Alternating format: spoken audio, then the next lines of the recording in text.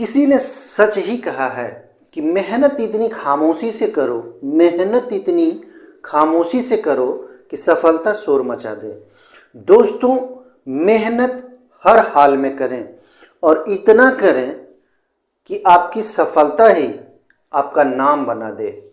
तो दोस्तों, आज का पहला प्रश्न, मीर कासिम ने कहाँ बंदूकों और तोपों की कारखाना की स्थापना की थी? मीर कासिम जो कि बंगाल का नवाब था, बंगाल का ये नवाब था, बंगाल का नवाब था, ठीक है। ये बंदूकों और तोपों की कारखाना की स्थापना की थी कहाँ? जो अभी भी है, बंदूक की कारखाना अभी भी है और वह है मुंगेर में, ठीक है। तो पहले प्रश्न का सही जवाब मुंगेर हो जाएगा। अगला नंबर सवाल देखेंगे, बक्सर का युद्ध हुआ था, बक्सर का युद्ध। तो बक्सर का युद्ध की अगर हम चर्चा करें तो बक्सर का युद्ध हुआ था किसके किसके बीच में? हेक्टर मुनरो जो कि अंग्रेज था, हेक्टर मुनरो गवर्नर अंग्रेज था, उस समय गवर्नर जनरल नहीं हुआ करता था, ये अंग्रेज की तरफ से हेक्टर मुनरो था। और इधर से एक था शुजाउद्दौला, शुजाउद्दौला, शुजाउद्दौला कहाँ का था? अवध का नवाब था, अवध का नवाब, ठीक है, नवाब शुजाउद्दौला था। एक और कौन था? शाह आलम द्वितीय, शाह आलम द्वितीय, ये कौन था? मुगल शासक, मुगल शासक था। दो हुआ। और एक और सेना थी जो कि मीर कासिम की सेना थी, मीर कासिम की सेना थी, ठीक है। एक तरफ था अवध का नवाब था शुजाउद्दौला, शाह आलम द्वितीय जो कि मुगल शासक था उस समय, मीर कासिम जो कि बंगाल का नवाब हुआ करता था। तीनों मिलकर हेक्टर मुनरो के खिलाफ लड़ा था बक्सर के युद्ध में, जिसमें से हेक्टर मुनरो की जीत हुई थी, हेक्टर मुनरो की जीत हुई थी और ये तीनों की संयुक्त सेना जो थी वो हार गई थी। और यह हुआ था 22 अक्टूबर 1764 ईस्वी को। ये कब हुई थी? 22 अक्टूबर 1764 ईस्वी को। चलिए अगला नंबर सवाल पे चलेंगे। अगला नंबर सवाल पे, बिहार में डच, हॉलैंड या नीदरलैंड को डच बोला जाता है, फैक्ट्री की स्थापना कब हुई थी? ठीक है, बिहार में, बिहार की बात की जा रही है, तो बिहार में ये जो स्थापना की गई थी ये 1632 ईस्वी में ये स्थापना की गई थी। चौथा नंबर सवाल है, बंगाल के किस नवाब ने मुंगेर को अपनी राजधानी बनाया था? मीर कासिम की चर्चा हम यहाँ पे कर रहे हैं। मीर कासिम, बंगाल के किस नवाब ने मुंगेर को अपनी राजधानी बनाया था? तो मीर कासिम ने बनाया था। आगे चलेंगे। शुष्क सेल में क्या पाया जाता है? शुष्क सेल में क्या पाया जाता है? इसका सही जवाब हो जाएगा अमोनियम क्लोराइड। अमोनियम क्लोराइड शुष्क सेल में पाया जाता है। आगे देखेंगे छठा नंबर सवाल, मानस राष्ट्रीय उद्यान किस भारतीय राज्य में स्थित है? तो यह है असम में। मानस राष्ट्रीय उद्यान कहाँ है? असम में है। आगे देखेंगे सातवां, गंधक के साथ रबर को गर्म करने की क्रिया क्या कहलाती है? गंधक जिसे सल्फर भी बोला जाता है, उसके साथ अगर रबर को हम गर्म करते हैं तो यह क्रिया जो होती है यह वल्कनीकरण की क्रिया होती है। यह क्रिया क्या कहलाती है? वल्कनीकरण की क्रिया कहलाती है। आठवां देखें, सत्यशोधक समाज की स्थापना किसने की थी? सत्यशोधक समाज की स्थापना, सत्यशोधक समाज की स्थापना की अगर हम बात करें कब की गई थी, तो ये 1873 ईस्वी में की गई थी। 1873 ईस्वी में सत्यशोधक समाज की स्थापना की गई थी और इसके जो संस्थापक थे इसका नाम था ज्योतिराव फुले। ये कौन थे? ज्योतिराव फुले थे, जिनके द्वारा सत्यशोधक समाज की स्थापना की गई थी। आगे देखेंगे 10वां नंबर सवाल। 10वां नंबर सवाल कहता है, तमिलनाडु और आंध्र प्रदेश के तट को क्या कहा जाता है? तमिलनाडु और आंध्र प्रदेश के तट को क्या कहा जाता है? तो इसे कहा जाता है कोरोमंडल तट। ठीक है, इसे क्या कहा जाता है? कोरोमंडल तट कहा जाता है। अगर हम कोंकण तट की बात करें, यहाँ पे अगर हम कोंकण तट की बात करें तो यह कहलाता है महाराष्ट्र, गोवा और कर्नाटक। कर्नाटक के जो तट हैं इसे कोंकण तट कहा जाता है, ठीक है। मालाबार तट की अगर हम बात करें तो ये कर्नाटक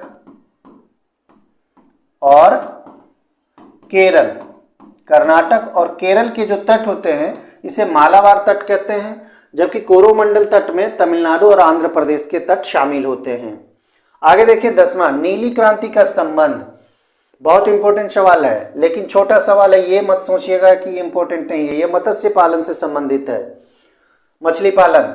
भारत के राष्ट्रीय गीत वंदे मातरम को सर्वप्रथम कांग्रेस के किस अधिवेशन में गाया गया? ये क्वेश्चन हो चुका है, लेकिन इतना महत्वपूर्ण है कि बार बार देखिए हर सेट नहीं कर सकते हैं, ये दूसरे बार प्रश्न आ रहा है।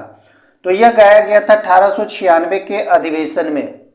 रहीमतुल्ला सियानी उस समय कांग्रेस के अध्यक्ष थे, कांग्रेस के अध्यक्ष, ठीक है।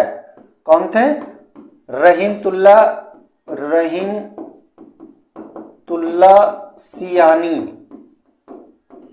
कब थे अध्यक्ष? 1896 ईस्वी में, जो कि कलकत्ता का अधिवेशन था। कहाँ अधिवेशन हुआ था? कलकत्ता में अधिवेशन हुआ था, जिसे 1896 ईस्वी में वंदे मातरम गाया गया था, वही कलकत्ता अधिवेशन में। आगे देखेंगे 12, निम्नलिखित में किस वैज्ञानिक ने सापेक्षता का सिद्धांत दिया था? सापेक्षता का सिद्धांत की बात यहाँ पे की जा रही है, तो ये है अल्बर्ट आइंस्टीन।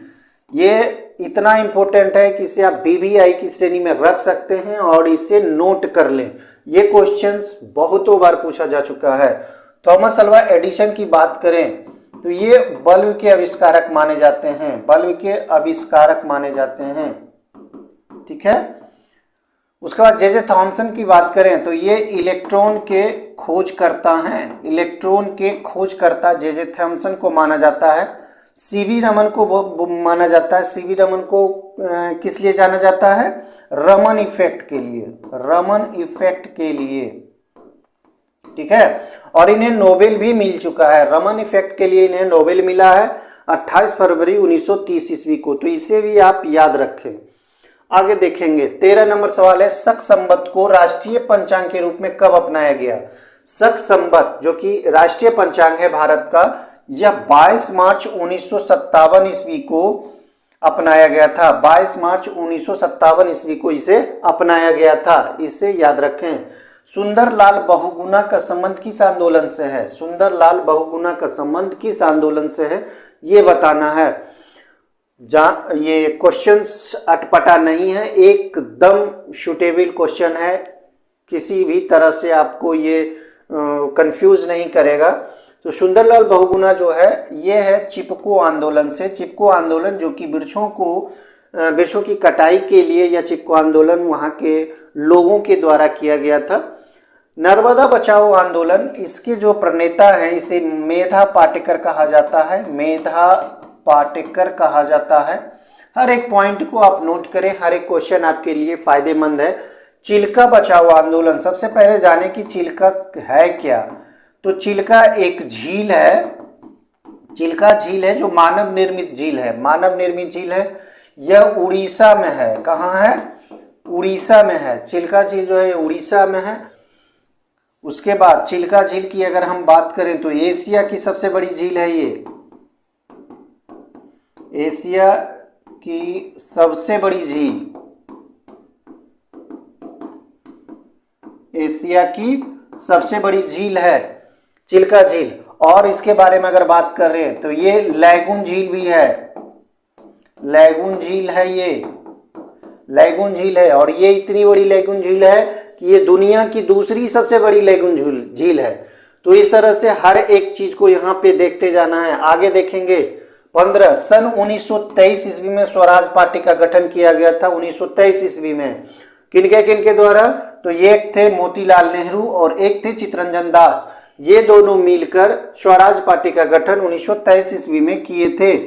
तो ए और सी दोनों आंसर हो जाएगा। संसद के दो सत्रों के बीच अधिकतम अवधि कितनी हो सकती है? संसद हम पहले भी कह चुके हैं, संसद जो बनता है वो लोकसभा, राज्यसभा और राष्ट्रपति से निर्मित होता है। और दो शत्रुओं के बीच की यहाँ पे बात की जा रही है, तो ये 6 महीना से अधिक नहीं होना चाहिए।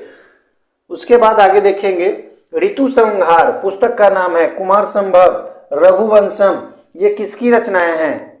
आप क्वेश्चन को देख के ही पता चल जाएगा आपको कि ये किनकी रचनाएं हैं। तो ये कालिदास की रचनाएं हैं। ये किनकी रचनाएं हैं? कालिदास की रचनाएं हैं। आगे देखेंगे 18 नंबर, महाबलीपुरम के रथ मंदिर का निर्माण किस पल्लव शासक ने करवाया था? महाबलीपुरम के जो रथ मंदिर है उसका निर्माण की बात कर रहा है, किस पल्लव शासक ने करवाया था? तो यहाँ पे देखें, नरसिंह वर्मन के द्वारा यह बनाया गया था, नरसिंह वर्मन के द्वारा। 19 नंबर, जिम कॉर्बेट राष्ट्रीय उद्यान किस राज्य में स्थित है? सिर्फ राज्य की बात पूछी जा रही है। अगर इससे पूछा जाए कि जिम कॉर्बेट राष्ट्रीय उद्यान किस नाम से पहले जाना जाता था, तो इसका पहला नाम जो था, पहले इसे जाना जाता था हेली नेशनल पार्क के नाम से, हेली नेशनल पार्क के नाम से इसे जाना जाता था। इसकी स्थापना की अगर हम बात कर लें तो ये बहुत पुराना है, 1936 ईस्वी में ही इसे बनाया गया था। ठीक है, हेली नेशनल पार्क को 1936 ईस्वी में ही बनाया गया था, जिसे 1954 ईस्वी में जिम कॉर्बेट राष्ट्रीय उद्यान के नाम से जानने लगा, इसका नामकरण कर सकते हैं 54 में। उसके बाद अब इसे एक और नाम मिला है, इसे नाम मिला है रामगंगा, रामगंगा नेशनल पार्क के नाम से अब यह जाना जाएगा। National park, Ramganga national park के नाम से अब यह जाना जाएगा। और यह कहाँ स्थित है? उत्तराखंड में स्थित है। आगे देखेंगे अगला सवाल 20, खजुराहो के मंदिर का निर्माण किस वंश के शासक ने करवाया था? ये मंदिर जो है इस पर जरूर आप याद रखें, खजुराहो का मंदिर, अभी आपने देखा महाबलीपुरम का मंदिर, ठीक है, एलोरा की गुफा, किसने, ये किस शासक के द्वारा किसने करवाया, ये सारी चीजों को आप याद कर लें। ये चंदेल शासक के द्वारा करवाया गया था खजुराहो के मंदिर का निर्माण। अब यहाँ 21 नंबर देखेंगे, सूर्य के प्रकाश को चंद्रमा से पृथ्वी तक पहुंचने में कितना समय लगता है? हाँ, ये बहुत इजी सवाल है, तो ये हो जाएगा 1.3 सेकेंड का समय मात्र लगता है। आगे देखें, एक नारा है, जय जवान जय किसान जय विज्ञान, किसने दिया था ये नारा? बहुत आसान है, अगर जय जवान और जय किसान की बात करें तो ये जो दिया गया था ये लाल बहादुर शास्त्री के द्वारा दिया गया था, जय जवान जय किसान। लेकिन इसमें जय विज्ञान को जोड़ा गया, तो ये कौन है? ये हैं अटल बिहारी वाजपेयी, अटल बिहारी वाजपेयी के द्वारा दिया गया है। आगे देखें, महात्मा गांधी दक्षिण अफ्रीका से भारत कब लौटे थे? दक्षिण अफ्रीका से भारत ये कब लौटे थे? तो वो तिथि है 9 जनवरी 1915 ईस्वी को, 9 जनवरी 1915 ईस्वी को। और यही कारण है कि 9 जनवरी को क्या मनाया जाता है? एक दिवस मनाया जाता है जिसे हम लोग कहते हैं प्रवासी भारतीय दिवस, प्रवासी भारतीय दिवस के रूप में इसे मनाया जाता है। 9 जनवरी को प्रवासी भारतीय दिवस के रूप में मनाया जाता है। और ये जो दिवस मनाया जाता है प्रत्येक 2 साल में मनाया जाता है, प्रत्येक 2 साल में मनाया जाता है। इसे भी आप याद रखें, 9 जनवरी को प्रवासी भारतीय दिवस के रूप में मनाते हैं, लेकिन प्रत्येक 2 साल में मनाते हैं। आगे देखेंगे 24 नंबर, नाथुला दर्रा किस भारतीय राज्य में स्थित है? नाथुला दर्रा की बात की जा रही है, तो नाथुला दर्रा जो है ये सिक्किम राज्य में स्थित है। सिक्किम की राजधानी कहाँ है? गंगटोक। सिक्किम की राजधानी कहाँ है? गंगटोक की। हर चीज को आप याद रखें, क्वेश्चन कोई भी हल्का नहीं होता है, आप जानते हैं तो हल्का है, अगर आप नहीं जानते हैं तो कठिन है। इसलिए क्वेश्चन प्रैक्टिस जरूर करें, बहुत प्रैक्टिस करें। अगर आप ये सोच रहे हैं कि ये सारे क्वेश्चन मेरे किए हुए हैं, फिर भी करें, क्योंकि प्रैक्टिस ही आपको सफलता दिलवाएगी। मुस्लिम लीग और भारतीय राष्ट्रीय कांग्रेस के बीच लखनऊ समझौता हुआ था, कब हुआ था? तो यह हुआ था 1916 ईस्वी में, लखनऊ अधिवेशन में। कांग्रेस के लखनऊ अधिवेशन किया गया था 1916 में। और इसकी अध्यक्षता जो की थी, अध्यक्षता की अगर बात करें तो लखनऊ की जो अध्यक्षता की गई थी ये अंबिका चरण मजूमदार के द्वारा की गई थी। इसमें मुस्लिम लीग और भारतीय राष्ट्रीय कांग्रेस के बीच क्या हुआ था, पैचअप हुआ था, समझौता हुआ था 1916 ईस्वी में। ठीक है, इस चीज को याद रखें। और उसकी अध्यक्षता किसने किए थे, तो अंबिका चरण मजूमदार के द्वारा किया गया था। मुस्लिम लीग की स्थापना कब की गई थी, तो 1906 ईस्वी में की गई थी। राष्ट्रीय कांग्रेस की स्थापना कब की गई थी, तो ये 1885 ईस्वी में की गई थी। हर एक पॉइंट आपके लिए इंपॉर्टेंट है। कौन सी खाड़ी भारत और श्रीलंका को एक दूसरे से अलग करता है, एक खाड़ी है जिसे मन्नार की खाड़ी के नाम से जाना जाता है। किस खाड़ी के नाम से जाना जाता है, मन्नार की खाड़ी। 27 निम्न में कौन अरावली पर्वतमाला की सबसे ऊंची चोटी है, अरावली पर्वत। अरावली पर्वत जो है ये कहाँ है, राजस्थान में स्थित है। राजस्थान में यह स्थित है अरावली पर्वत। और इसका जो सबसे ऊंची चोटी की अगर बात की जा रही है तो गुरु शिखर है। और गुरु शिखर पर ही क्या है, माउंट आबू मंदिर का निर्माण किया गया है गुरु शिखर पर ही। आगे देखेंगे 28 नंबर अर्थशास्त्र। अर्थशास्त्र के क्षेत्र में पहला नोबेल पुरस्कार। नोबेल पुरस्कार की शुरुआत तो 20वीं शताब्दी के शुरू में ही हो गया था, कह सकते हैं 1901 1902 में। और उस समय से अर्थशास्त्र में नोबेल पुरस्कार नहीं दिया जाता था, जिसकी शुरुआत की गई थी 1969 ईस्वी में।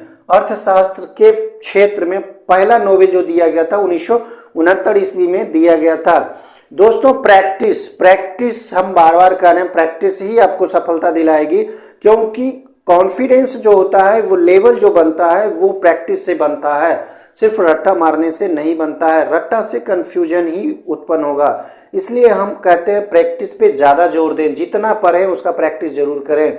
और हाँ दोस्तों, ये जब इस तरह से पढ़ें तो पढ़ने के बाद अपने आप में एक निष्कर्ष निकालें कि आप क्या हैं, कितने पानी में हैं, आपने कितने प्रश्न का सही जवाब आप दे सकते हैं, कितने आप नहीं जानते हैं, और वो किस क्षेत्र से है। कहने का मतलब है किस टॉपिक से है जो आप नहीं जान रहे हैं, उस टॉपिक को मजबूत कर लें। ठीक है, अब 29 नंबर सवाल पे हम लोग चलेंगे। 1912 में एक अल हिलाल नामक समाचार पत्र की शुरुआत की गई थी। और यह किसने किया था, तो यह किया था मौलाना अबुल कलाम आज़ाद। मौलाना अबुल कलाम आज़ाद के द्वारा 1912 में अल हिलाल नामक समाचार पत्र की शुरुआत की गई थी। आगे देखें, सवाना घास के मैदान किस महाद्वीप में है। घास के मैदान को जरूर याद रखें। ठीक है, जलधारा को याद रखें, गर्म और ठंडा दोनों को याद रखें, ये विश्व में आ जाएगा। तो सवाना घास का मैदान कहाँ है, ये अफ्रीका में है। आगे देखेंगे 31 नंबर सवाल। यदि भारत का राष्ट्रपति इस्तीफा देना चाहे तो अपना इस्तीफा किसे सौंपेगा। तो जाहिर सी बात है, अगर राष्ट्रपति इस्तीफा देना चाहे तो वह उपराष्ट्रपति को सौंपेगा। राष्ट्रपति अगर इस्तीफा देना चाहे तो वो उपराष्ट्रपति को सौंपेगा। अगर उपराष्ट्रपति इस्तीफा देना चाहे तो वो राष्ट्रपति को सौंपेगा। प्रधानमंत्री अगर इस्तीफा देता है तो वो राष्ट्रपति को सौंपेगा। लोकसभा अध्यक्ष अगर अपना इस्तीफा देता है, किससे देगा, तो वो राष्ट्रपति को देगा। उसी तरह सर्वोच्च न्यायालय के न्यायाधीश भी अपना इस्तीफा किसे देगा, राष्ट्रपति को। आगे देखेंगे 32, भारत का प्रथम परमाणु बिजली घर स्थापित किया गया था।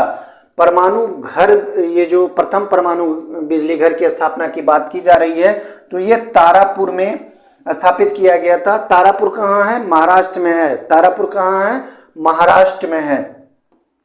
ये महाराष्ट्र में है, तारापुर महाराष्ट्र में है। और ये अमेरिका के सहयोग से स्थापित किया गया था। अमेरिका के सहयोग से यह स्थापित किया गया था।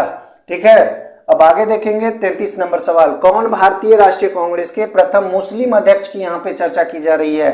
प्रथम मुस्लिम अध्यक्ष कौन थे, भारतीय राष्ट्रीय कांग्रेस के प्रथम मुस्लिम अध्यक्ष। तो सबसे पहले जो मुस्लिम अध्यक्ष बने थे वे थे बदरुद्दीन तैयब जी।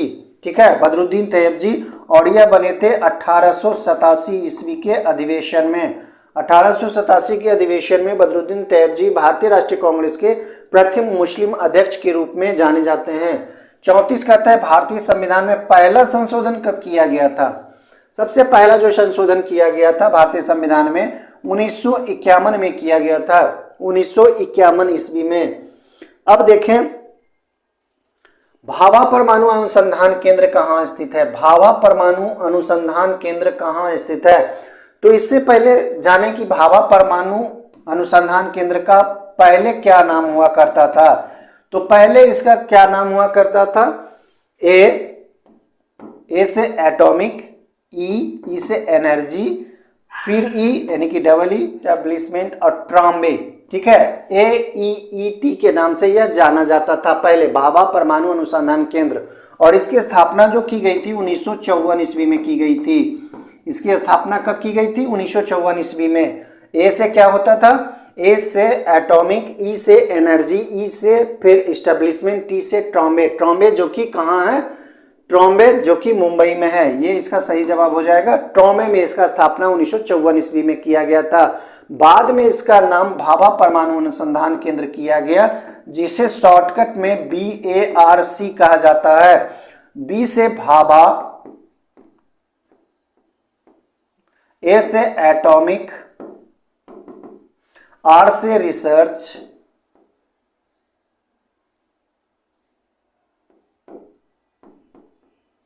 ठीक है, आर से रिसर्च, और सी से कहा जाता है सेंटर,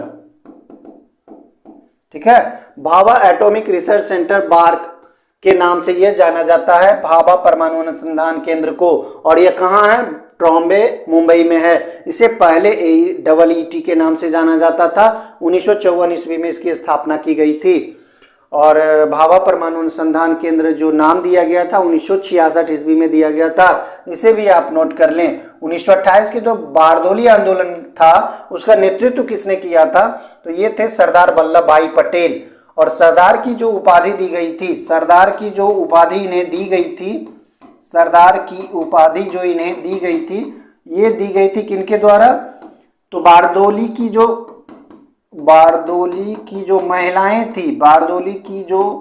महिलाएं थी उनके द्वारा यह उपाधि दी गई थी। याद रखना है, सरदार की जो उपाधि इन्हें दी गई थी बारदोली सत्याग्रह में शामिल होने के कारण दी गई थी, और वहां की महिलाओं के द्वारा दी गई थी सरदार को, यानी कि वल्लभ भाई पटेल को सरदार की उपाधि दी गई थी। आगे देखेंगे 37, कथक किस राज्य का शास्त्रीय नृत्य है? बेहद आसान है, लोक नृत्य याद रखें, लोक नृत्य याद जरूर रखें, तो उत्तर प्रदेश का है। आगे 38, राज तरंगिणी द्वारा किन राज्यों के राजाओं का वर्णन किया गया है? राज तरंगिणी किनके द्वारा लिखा गया है? पहले ये जान लें। तो ये कलहन के द्वारा रचित पुस्तक है राज तरंगिणी, और इसमें जो वर्णन किया गया है ये कश्मीर राज्य का वर्णन किया गया है, कश्मीर के राजाओं का वर्णन किया गया है। 39 देखें, भारत की मानक समय रेखा कौन सी है? भारत की मानक समय रेखा कौन सी है?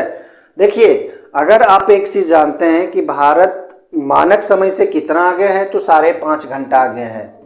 कितना आगे है? 5.5 घंटा आगे है। 5.5 घंटा का कहने का मतलब है कि 1 डिग्री देशांतर, 1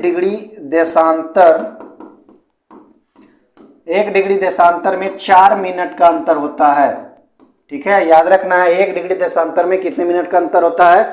4 मिनट का अंतर होता है। लेकिन आप यहाँ पे देखें, इसका सही जवाब हो जाएगा 82.5 डिग्री पूर्वी देशांतर रेखा। आंसर हम इसलिए बताए यहाँ पे क्योंकि 82.5 डिग्री को अगर हम 5.5 घंटा कैसे होगा ये हम बताते हैं। तो 4 मिनट 1 डिग्री देशांतर में होता है, तो 82.5 डिग्री है, और इसे 4 से मल्टीप्लाई कर देंगे तो कितना हो जाएगा? लगभग 5.5 घंटा होगा, ठीक है। कितना हो जाएगा? 5.5 घंटा होगा। तो 82.5 डिग्री पूर्वी देशांतर रेखा भारत की मानक समय रेखा होती है, याद रखना है। आगे देखें 40 नंबर, कौन आयोडीन का सर्वोत्तम स्रोत है? आयोडीन का पूछा जा रहा है, ध्यान देना है। आयोडीन ये शैवाल है। आगे 41 नंबर, भार के अनुपात में जल में हाइड्रोजन और ऑक्सीजन का अनुपात बताना है। तो यह अनुपात होता है 1:8। 42 नंबर सवाल, पीतल में कौन सी धातु होती है? मिश्र धातु को याद कर लें, कांसा हो गया, स्टेनलेस स्टील हो गया, उसी तरह से पीतल हो गया। तो इन सारी चीजों को जरूर आप याद रखें। तांबा एवं जस्ता, पीतल में कौन सी धातु होती है? तांबा एवं जस्ता की धातु मिली हुई होती है। भारत रत्न उस्ताद बिस्मिल्लाह खान का संबंध किस जनपद से है पूछा जा रहा है, यानी कि इनका जन्म कहाँ है, कहाँ ये पले बढ़े, ये बताना है। तो सबसे पहले बिस्मिल्लाह खान किस चीज से संबंधित थे? तो ये शहनाई वादन से संबंधित थे, शहनाई वादन। ठीक है, भारत रत्न उस्ताद बिस्मिल्लाह खान का संबंध शहनाई वादन से है। और इन्हें भारत रत्न कब दिया गया? तो भारत रत्न जो दिया गया था ये 2001 ईस्वी में दिया गया था। ठीक है, भारत रत्न से सम्मानित किया गया था उस्ताद बिस्मिल्लाह खान को शहनाई वादन के लिए 2001 ईस्वी में। और ये अगर जनपद की बात की जा रही है तो ये वाराणसी में पले बढ़े हैं।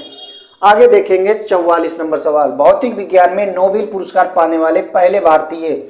देखिए नोबेल पुरस्कार 4-5 आए हैं और उसको याद रखना है किस क्षेत्र में और कब। तो ये भौतिक विज्ञान में पूछा जा रहा है, नोबेल पुरस्कार पाने वाले पहले भारतीय हैं। तो ये कौन है? ये सीवी रमन है। ठीक है, ये रमन इफेक्ट के लिए इन्हें दिया गया था, इसे हम करवा चुके हैं। रमन इफेक्ट के लिए इन्हें दिया गया था 28 फरवरी 1930 ईस्वी को नोबेल पुरस्कार से इन्हें नवाजा गया था। 28 फरवरी 1930 ईस्वी को भौतिक विज्ञान में नोबेल पुरस्कार ये पाने वाले पहले भारतीय थे और 28 फरवरी 1930 को दिया गया था। यही कारण है कि 28 फरवरी को विज्ञान दिवस के रूप में मनाया जाता है, विज्ञान दिवस के रूप में मनाया जाता है। तो इन सारी चीज़ों को आप जरूर याद करें। इनसे पहले रविंद्रनाथ टैगोर को दिया गया था, गीतांजलि के लिए दिया गया था 1913 ईस्वी में। 45 चिकित्सा में नोबेल पुरस्कार पाने वाले प्रथम भारतीय।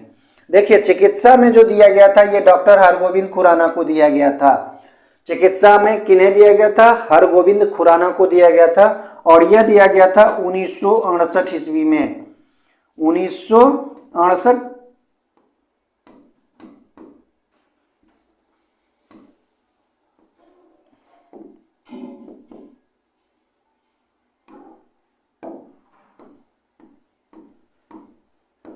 1968 ईस्वी में डॉक्टर हरगोविंद खुराना को क्या दिया गया था? नोबेल पुरस्कार दिया गया था। किस क्षेत्र में दिया गया था? तो ये भी याद रखना है, ये जेनेटिक कोड की व्याख्या करने हेतु दिया गया था इन्हें, और प्रोटीन के संश्लेषण में जो इन्होंने अध्ययन किया था उनके लिए डॉक्टर हरगोविंद खुराना को नोबेल पुरस्कार से सम्मानित किया गया था।